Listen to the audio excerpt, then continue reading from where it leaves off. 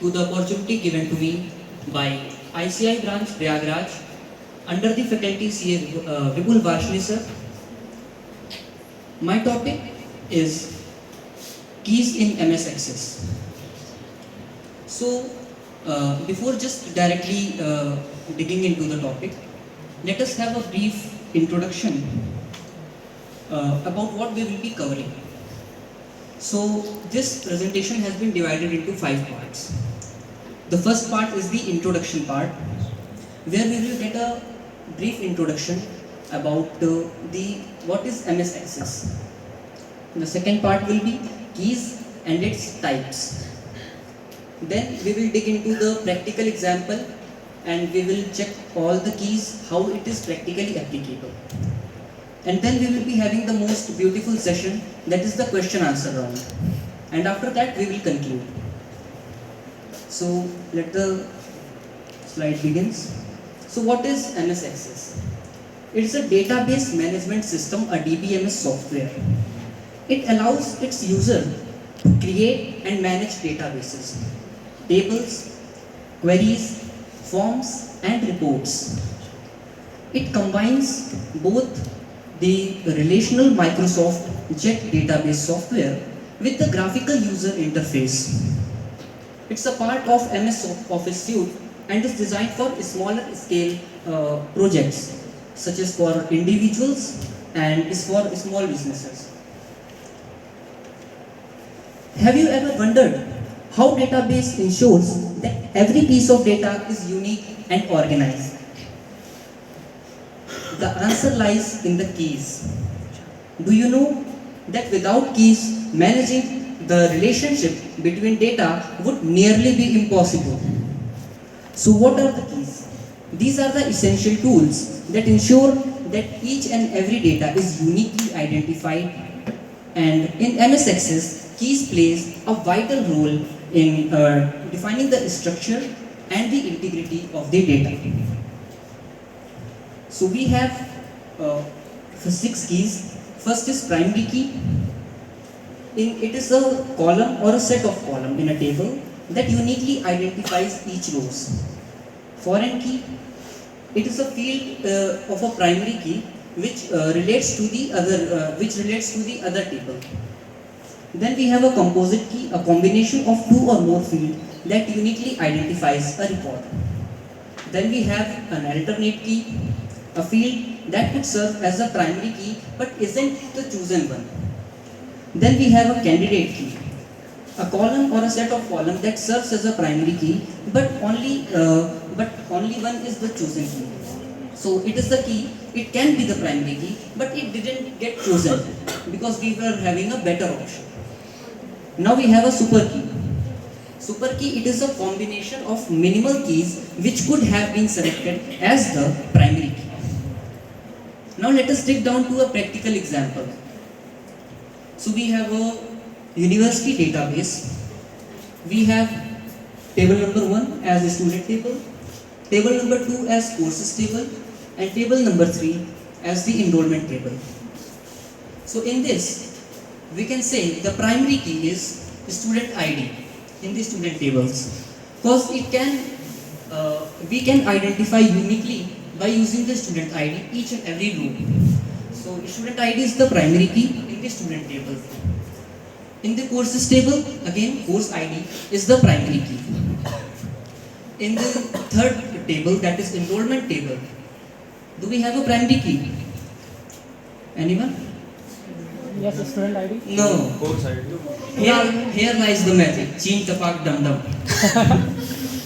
Here we will be having a composite primary key because not student ID and neither course ID.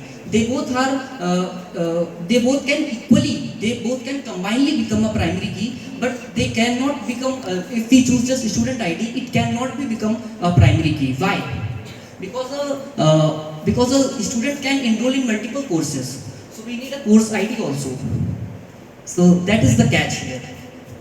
So primary key we covered, and then we covered the composite primary key or the composite key.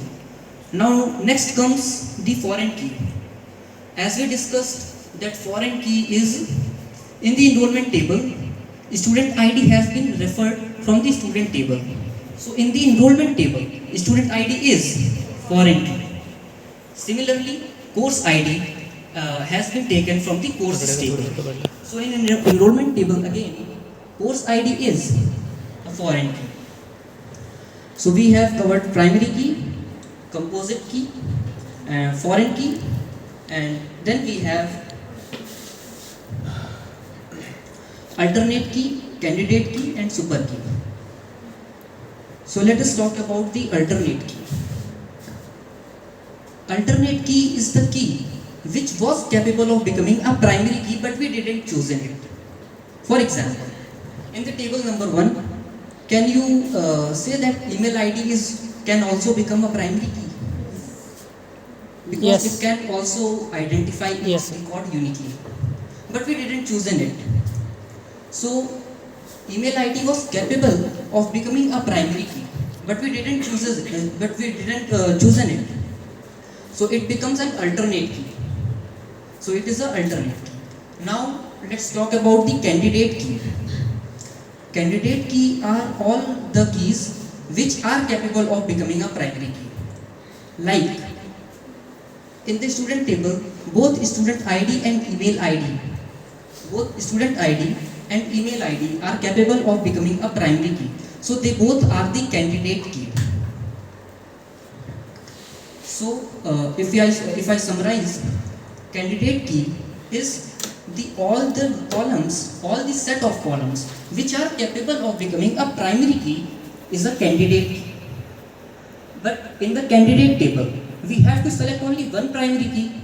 So for example, in the student table, we selected the student ID as the primary key. So it becomes a primary key. So student ID is the primary key, and then email ID becomes the alternate key. So to be more clear, candidate key are student ID and email ID. Primary key is the student ID, and the alternate key is the email ID. So this is the catch here. Now talking about the super key. So what is super key? It is a combination of keys which we can use to identify each data uniquely.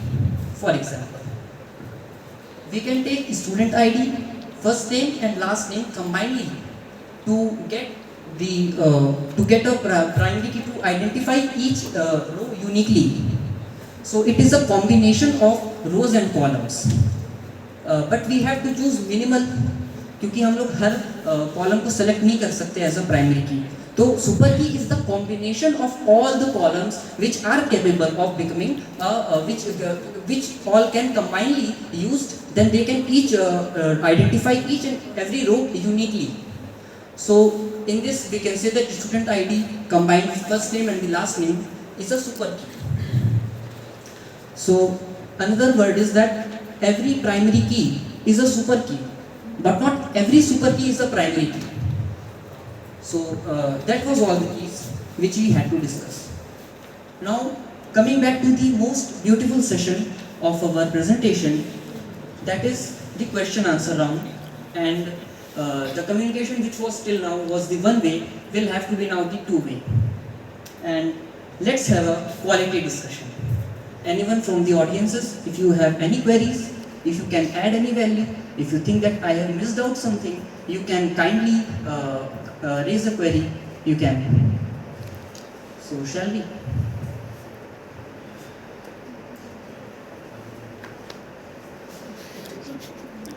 May I ask your topic again? Yes, obviously. May I ask your topic again, please? What's your topic? Keys in MS Access. Okay.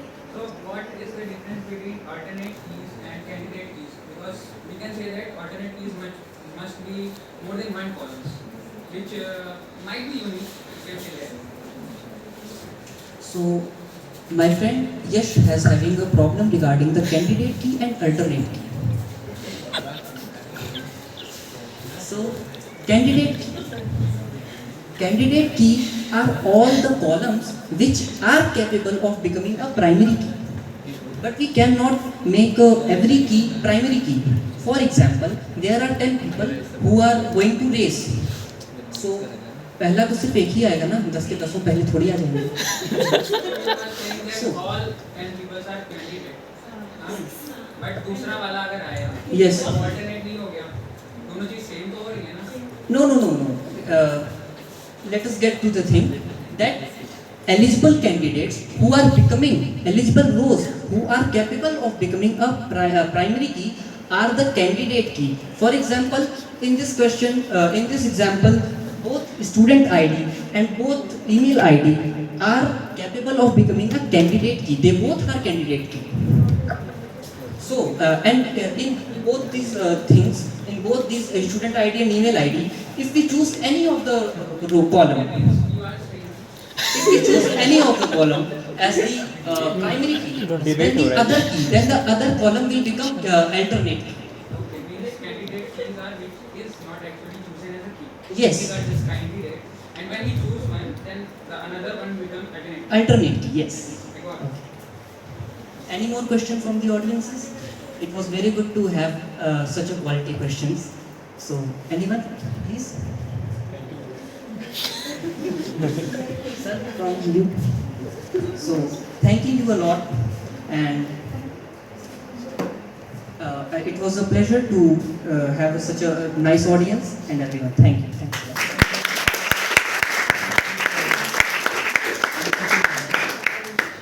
Any queries from the audience other than